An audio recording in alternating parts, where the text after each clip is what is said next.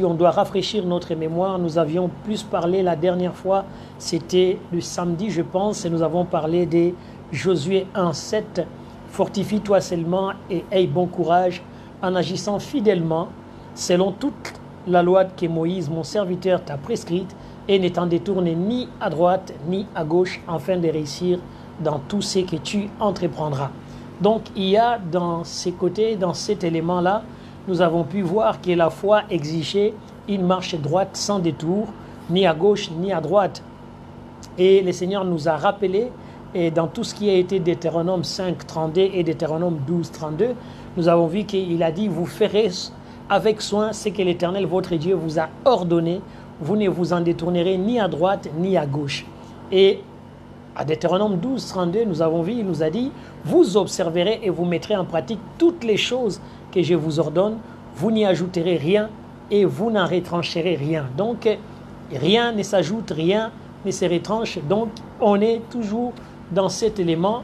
Et nous avons vu aussi que toujours dans la marche de la foi, nous avons parlé aussi de Deutéronome 28, 14, qui nous disait que tu ne te détourneras ni à gauche ni à droite de tous les commandements que je vous donne aujourd'hui pour aller auprès d'autres dieux et pour les servir. Et la sagesse des Proverbes nous a amené dans Proverbe 4, 25 à 27, où il était dit que tes yeux regardent en face et que tes paupières se dirigent devant toi. Considère les chemins par où tu passes et que toutes tes voies soient bien réglées. N'incline ni à gauche ni à droite et détourne ton pied du mal. Et de là, nous avons vu l'exemple de l'aveugle de Siloé qui, s'il était détourné de ce qui a été donné comme parole, il allait se retrouver dans autre chose qui est dans ce que le Seigneur avait dit. Et nous avons aussi vu Élisée lors de l'enlèvement d'Élie, qui va rester fixé, ni à gauche ni à droite, mais fixé sur l'enlèvement de son maître. Il va obtenir ce qu'il devait obtenir. Cela nous amène à ouvrir maintenant une pensée, ou bien, voire même directement notre enseignement. Je préfère qu'on aille directement dans l'enseignement.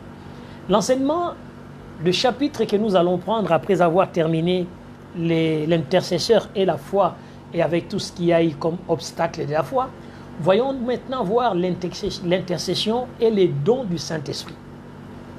Parce que chaque fois que nous allons passer notre vie dans les Seigneurs, nous allons plus nous activer à l'intercession qu'à autre chose.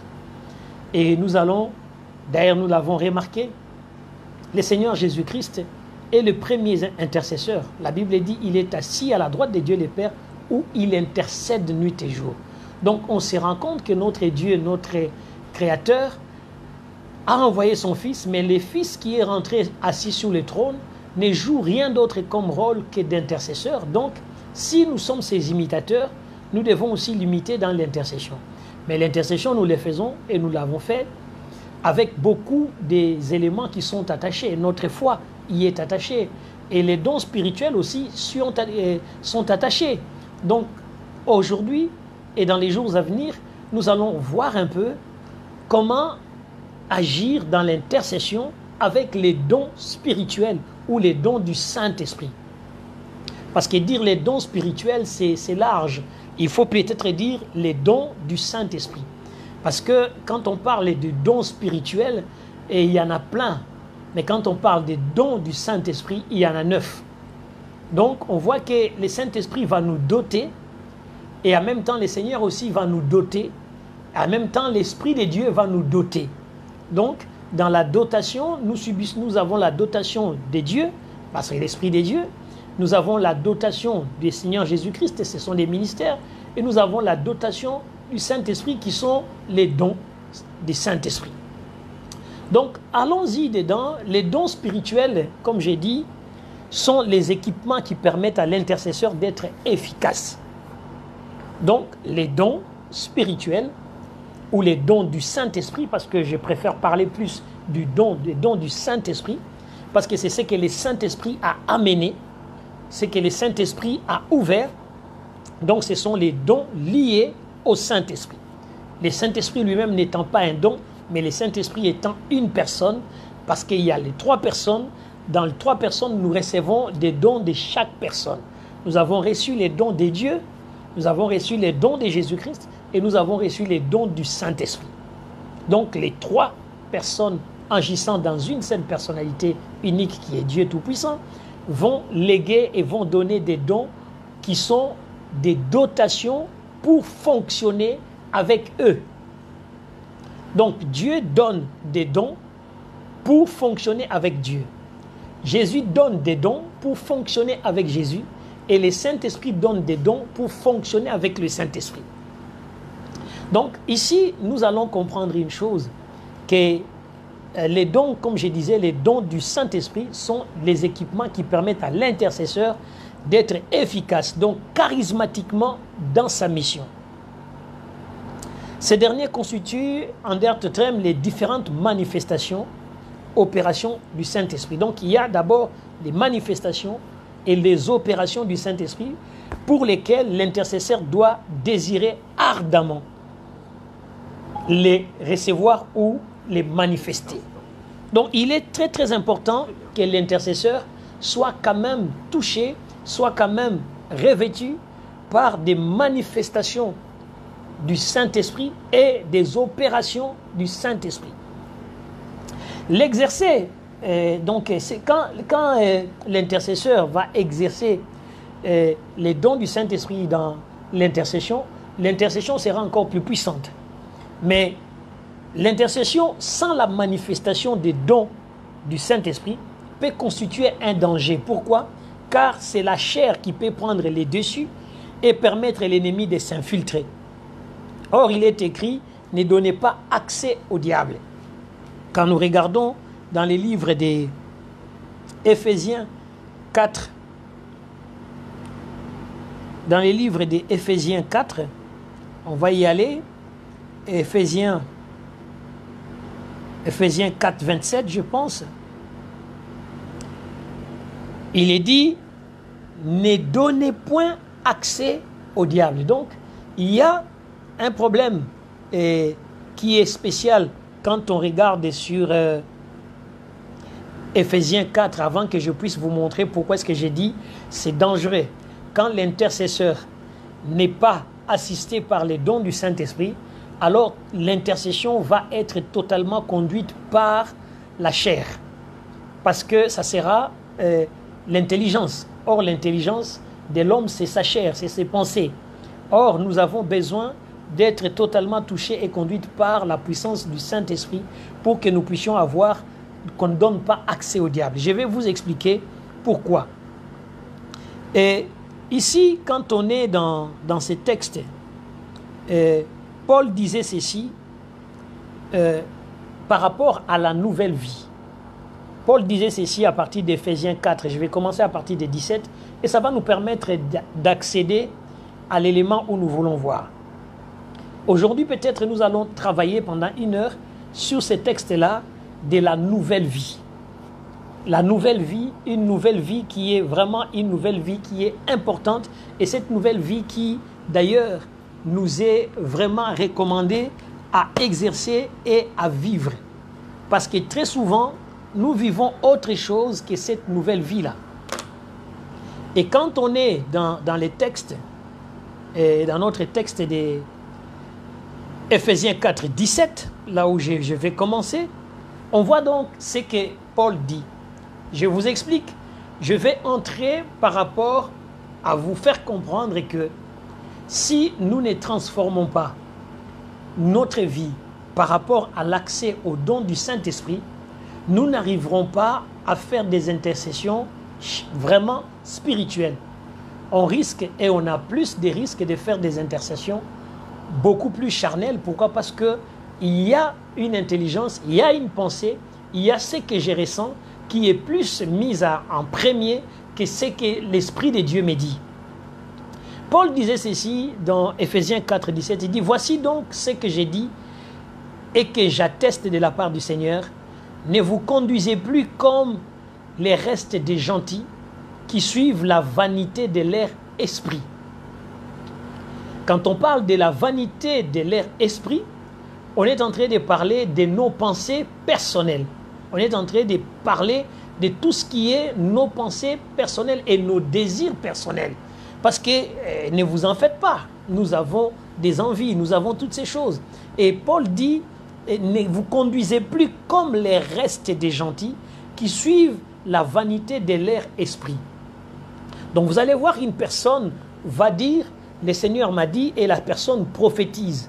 Mais il a prophétisé, peut-être que ce qu'il a donné dans l'intercession par rapport à ce qu'il est en train de parler, ce n'est pas par l'Esprit de Dieu, mais c'est par rapport à ses inquiétudes et ses angoisses, et ce qui est de son esprit tout simplement, la vanité de son esprit, et il les fait valoir parce qu'il a envie de vanter ce que son esprit ressent. Quand on parle de la vanité de leur esprit, c'est, moi je dis toujours, c'est vanter ce que ton esprit ressent alors que ça ne vient pas du Seigneur. Et souvent, nous avons tendance, quand on n'a pas été totalement conduit par le Saint-Esprit, on a cette envie de faire valoir ce qu'on ressent en pensant que c'est l'Esprit de Dieu. Et Paul dira ceci, 4,18, il dit, ayant leur intelligence obscurcie, étant éloignés de la vie de Dieu, à cause de l'ignorance qui est en eux, à cause de l'endurcissement de leur cœur. Ignorance, endurcissement des cœurs et éloigné de la vie de Dieu. Donc on voit déjà que c'est très très difficile de ne pas être,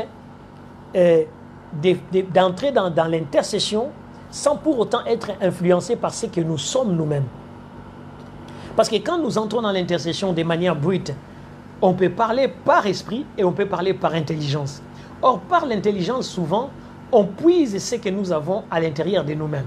On puise ce que nous ressentons nous-mêmes et quelquefois on puise à travers nos craintes, à travers nos peurs et à travers tout ce que nous avons comme éléments qui marchent avec nos vies. Et quelquefois, comme dit d'ailleurs la parole de Dieu, il dit, certains rêves naissent de nos inquiétudes. Donc il y a des songes qui naissent de nos préoccupations du jour ou ils naissent de nos inquiétudes. Donc il y a des moments où si l'homme, la barrière par rapport à ce qui est le Saint-Esprit dans les corps de l'homme et de ce qui est totalement la chair, il n'y a pas tellement de limites et c'est tellement vite fait que vous pouvez vous retrouver en train de parler charnellement et alors que dans quelques minutes après, vous pouvez parler spirituellement. Donc les chemins ou les cheminements entre ces deux coins est tellement resserré que c'est très très difficile quelquefois d'avoir la sensibilité de l'esprit. Et c'est pourquoi Paul dira encore à 4,19, il dit, ayant perdu tout sentiment, ils se sont abandonnés à la dissolution pour commettre toutes sortes d'impuretés avec une ardeur insatiable. Donc on voit que malgré les moments où nous disons que le Seigneur nous touche, mais quand on regarde nos vies, quand on regarde ce que nous menons, on mène vraiment des vies qui ne donnent pas, donc qui sont éloignées de la vie de Dieu, comme il dira déjà, étant éloignés de la vie de Dieu à cause de l'ignorance qui est en eux et de l'endurcissement de leur cœur. Donc, ils ont perdu même les sentiments et ils se sont abandonnés à la dissolution. Ça veut dire que la personne commence plus à croire à ce qu'il ressent qu'à ce que Dieu dit. Et il commence à vouloir vraiment faire accepter et faire prendre les gens qu'ils acceptent ce que lui, il ressent dans sa chair, mais pas par la puissance du Saint-Esprit. Et il va continuer, il va nous dire, ayant perdu tout sentiment, et puis il va dire, mais vous, ce n'est pas ainsi que vous avez appris à connaître Christ à partir de 20. Quant à nous, nous n'avons pas connu Christ dans ce sens-là. On connaît Christ dans sa grandeur et dans sa gloire, et on évite de dire les ainsi dit l'Éternel quand l'Éternel n'a pas parlé.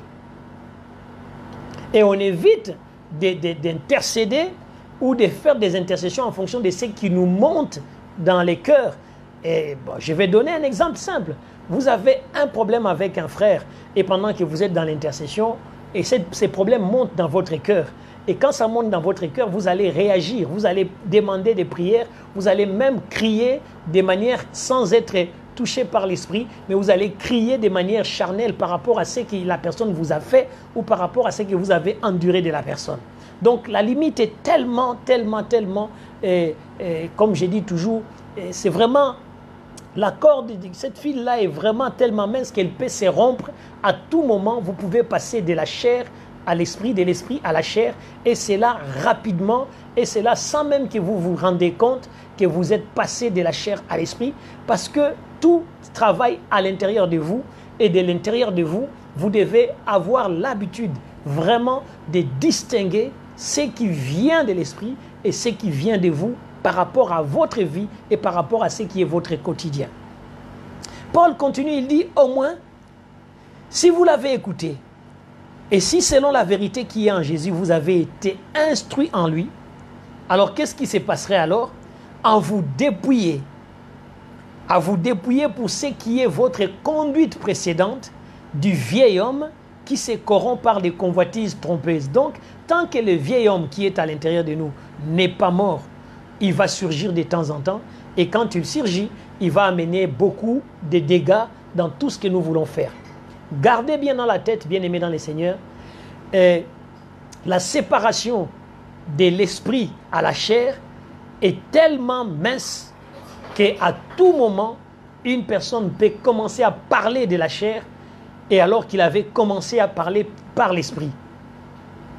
Parce que je peux être touché par l'esprit. Je donne un exemple. Je suis touché par l'esprit. Dieu est en train de me montrer l'angoisse ou bien la tristesse des peuples. Et puis de cette tristesse-là, moi-même personnellement, j'entre dans la colère et je commence à parler de manière agressive, de manière forte pour essayer de montrer que même moi, je n'accepte pas ça. Donc, c'est vraiment tellement mince de passer de l'esprit à la chair. Pourquoi? Parce que tout est en nous. L'homme est esprit, possédant une âme, vivant dans un corps. Et donc, les trois sont liés. Et quand l'esprit vient toucher l'esprit de Dieu, vient toucher l'esprit de l'homme qui est à l'intérieur de l'homme, et l'homme peut réagir de manière charnelle ou de la manière de l'âme. Donc, il peut tomber dans l'âme comme dans la chair. Donc, mais c'est vraiment quelque chose qu'il faut se dépouiller de temps en temps de tout ce qui était vieil homme, les envies et les choses qui est vraiment de ces vieils hommes. Il faut s'en dépouiller parce que c'est souvent notre état de colère, notre état des choses qui peut arriver.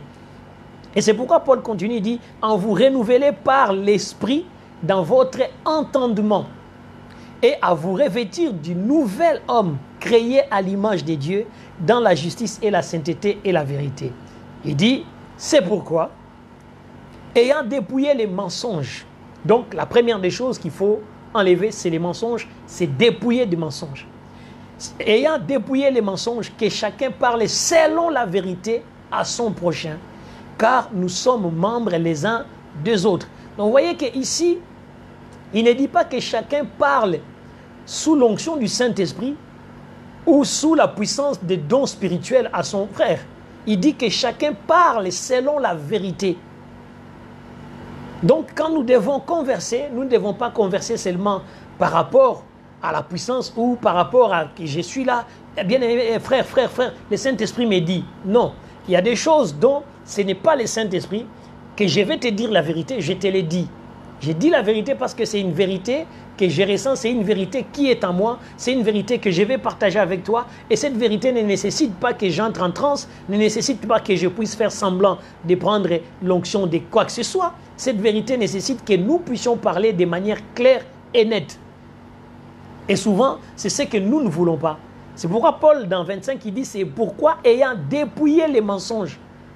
Parce qu'il y a des moments où les gens, où nous, peuple de Dieu, nous pouvons prendre notre ruse et de dire que bon, comme on sait que j'ai l'habitude de prophétiser, donc quand je vais parler, j'ai dit, j'ai reçu une prophétie pour toi de la part du Seigneur. Mais quelle prophétie tu as reçue de la part du Seigneur? Si tu veux me dire une vérité, dis-moi la vérité. Tu peux me dire qu'il y a une pensée qui est montée en moi et j'aimerais bien te le dire. Oui, c'est clair, une pensée peut monter en toi et nous en parlons puisque c'est la vérité. La vérité reste la vérité. La vérité n'a pas besoin d'une révélation. La vérité reste la vérité. Quand on doit dire la vérité à quelqu'un, on n'a pas besoin que le Saint-Esprit nous touche. On n'a pas besoin que les dons du Saint-Esprit agissent. Parce que les dons du Saint-Esprit, comme nous allons les voir, comme nous allons entrer à l'intérieur, nous allons comprendre que les dons du Saint-Esprit, ce n'est pas des dons que nous pouvons utiliser à tout moment et abusivement, comme si c'était quelque chose qui n'est pas sanctifié. Parce que notre Dieu est saint. Et tout ce qui relève du Christ et du Saint-Esprit est saint. C'est sanctifié, c'est mis à part. Donc il y a ces côtés-là où, si nous devons nous dire la vérité, il dit que chacun parle selon la vérité à son prochain. Que chacun parle selon la vérité. Car nous sommes membres les uns les autres. Et puis il dit ceci, si vous vous mettez en colère, ne péchez point. Que le soleil ne se couche point sur votre colère. Et en dernier lieu, ne donnez point accès au diable. C'est là où nous étions. Ne donnez pas accès au diable. Donc, quel que soit les moments, quelle que soit la manière dont vous voulez fonctionner avec les dons de Dieu, il faut savoir une chose, quand il y a une vérité, quelque chose que j'ai vu et j'ai constaté et que j'ai vu une vérité, j'appelle ma soeur, j'appelle mon frère, je lui dis la vérité, et la vérité libère, le mensonge rend captif.